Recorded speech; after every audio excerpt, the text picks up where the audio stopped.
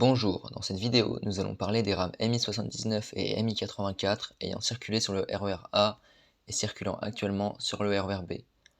Les rames MI84 sont une version dérivée des MI79.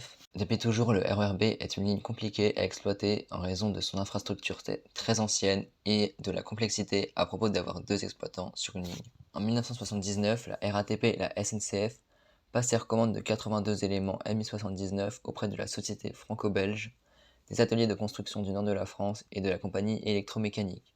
La RATP commanda ensuite 38 rames supplémentaires.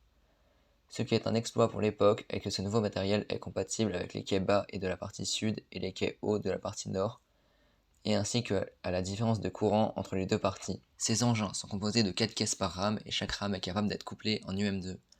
Parlons maintenant des caractéristiques techniques du MI79. Cette rame possède 4 accès par côté.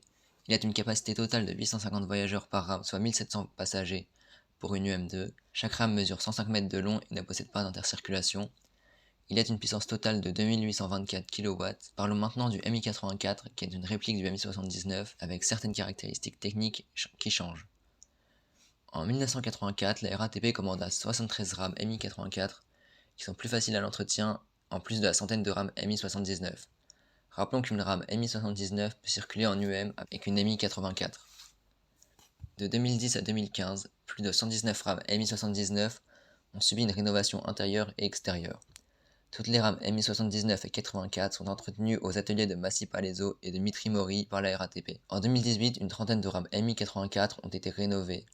Parlons maintenant des caractéristiques techniques des MI84. Ce matériel a une vitesse maximale de 120 km/h. La caisse est exactement la même que sur le MI79, le moteur est de nouvelle génération et est le même que pour les Z2N des RER C et D. Ce matériel va bientôt entièrement disparaître pour être remplacé par le MI20. J'en ai fait une vidéo, n'hésitez pas à aller la voir. J'espère que vous en savez plus à propos de ces deux matériels. N'hésitez pas à vous abonner, bonne journée.